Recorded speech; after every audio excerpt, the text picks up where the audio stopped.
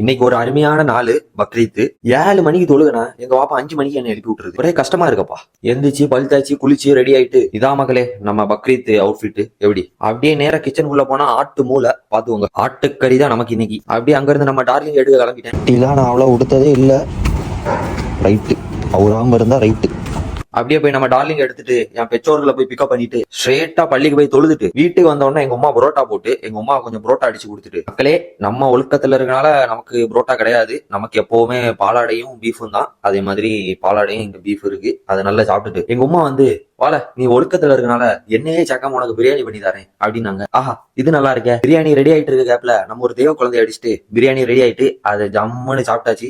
மக்களே இன்னைக்கு நான் நமக்கு தெரிஞ்ச ஒரு ப்ரோவை பார்க்க போறேன். நம்ம எல்லாருக்கும் அந்த ப்ரோவை தெரியும். இருந்தாலும் அந்த ப்ரோக்கு அருகாமையிலே நான் இருக்கனால உங்களெல்லாம் கூட்டிட்டு போய் அவருக்கு காமிச்சு தரேன் வாங்க.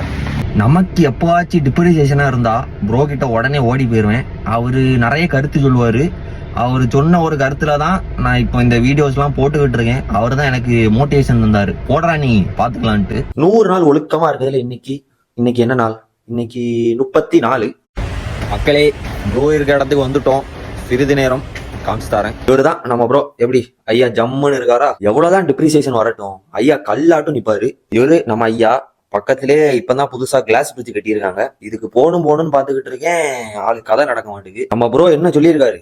ஒழுக்கம் விழுப்பம் தரலான் ஒழுக்கம் உயிரினும் ஓம்பப்படும். அதனால அதை நான் கடைசியில சொல்றேன். நீங்க இப்ப கன்னியாகுமரி பீச்சுக்குன்னு வரீங்கன்னா ஒரு ஈவினிங் ஃபுல்லா ஃபீல் குட்டா முடிச்சுட்டு போயிடலாம். தவிர்த்து நீங்க கண்ணாடி பாலம்லாம் போகணும்னு நினைச்சீங்கன்னா 2 to 3 மணி நேரம் வெயிட் பண்ணணும்னு நினைக்கேன். எப்படின்னு தெரியல. இப்போ பாத்தீங்களா இப்படிதான் ரோடு ஃபுல்லா குட்டி குட்டி கடை நிறைய இருக்கும். நம்மளும் கொஞ்ச நேரம் ரவுண்ட் அடிச்சுட்டு அங்க இருந்து கிளம்பிட்டோம். மக்களே எப்படி ப்ரோ பாத்தீங்களா? ப்ரோ பார்க்க வந்ததுல நம்ம சூரிய மாமா தான் நம்மளை அடிச்சு கொண்டு எனர்ஜி எல்லாம் உறிஞ்சிட்டான்.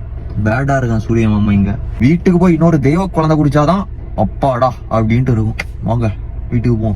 அப்படியே வீட்டுக்கு கிளம்பியாச்சு. காரை பார்க் பண்ணிட்டு இருக்கும் போது நம்ம ஆளை பார்த்தேன். நம்ம ஆள் எங்கேயோ நல்ல பிரியாணி சாப்பிட்டு இங்க வந்து மட்டையாயிட்டான். அப்படியே வீட்டுக்கு வந்து சொன்ன மாதிரியே ஒரு தெய்வ குழந்தைய அடிச்சுட்டு ரொம்ப டயர்ட் ஆயிட்டு மக்களை சுத்திட்டு வந்ததுல. அதனால பிரியாணி சாப்பிட்டுட்டு குடல் கறியோட நாளை முடிச்சுக்கிறேன். ஒழுக்கம் முக்கிய மக்களே.